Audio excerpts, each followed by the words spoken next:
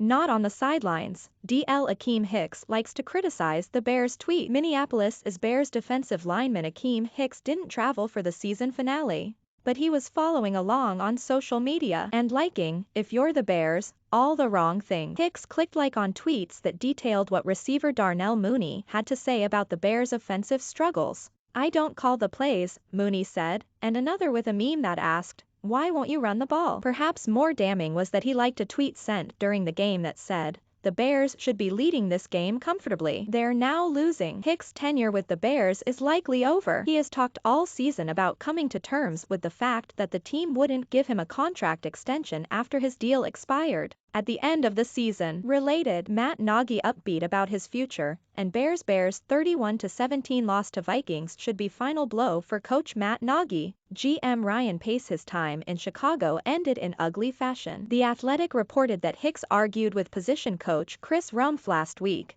prompting Hicks to not be in attendance at Halas Hall. It's unclear if he left of his own volition or if the Bears sent him home. The Bears said Hicks didn't practice all week because he was dealing with the same ankle injury that had bothered him since he hurt it November 8 against the Steelers. On Friday, coach Matt Nagy was uncharacteristically terse when asked about Hicks' contributions. Mooney reaches milestone. Mooney didn't set out to surpass 1,000 receiving yards this season. He wanted more. "At the beginning of the season, I wanted to be dominant," he said. "Not as dominant as I wanted to be. A lot of the guys congratulated me. The receivers tell me it's a very big thing, so I take credit for it, but it's not my biggest. I definitely have more to show than just 1,000 yards." Mooney broke into quadruple digits in the second quarter on his way to a career game. He had 12 catches for 126 yards, both were career highs, and finished with 81 catches for 1,055 yards. Mooney was asked how much he would work with quarterback Justin Fields in the offseason. His answer, "A lot, starting Monday. We'll get our exit meetings, and we're off to Florida," he said. Fields should make sure he's healthy first. He tested positive for the coronavirus last week. Schedule set. When the Bears officially finished third in the North, their 2022 schedule was set. In addition to their 6 division games, they'll host the 49ers, Bills, Dolphins, Eagles, Texans, and Washington. They have 9 home games next season after playing 9 road games this season. They'll travel to play the Cowboys, Falcons, Patriots, Giants, and Jets. This and that. Outside linebacker Robert Quinn got a half sack Sunday, setting the Bears' single-season record at 18.5. Receiver Allen Robinson capped perhaps the most disappointing season of his career with 2 catches for 22 yards. In 12 games, he had 38 catches for 410 yards after being hit with the franchise tag last offseason. CST. Sign up for the newsletter Halas Intrigue. Bears report expert analysis and reporting before and after every Bears game,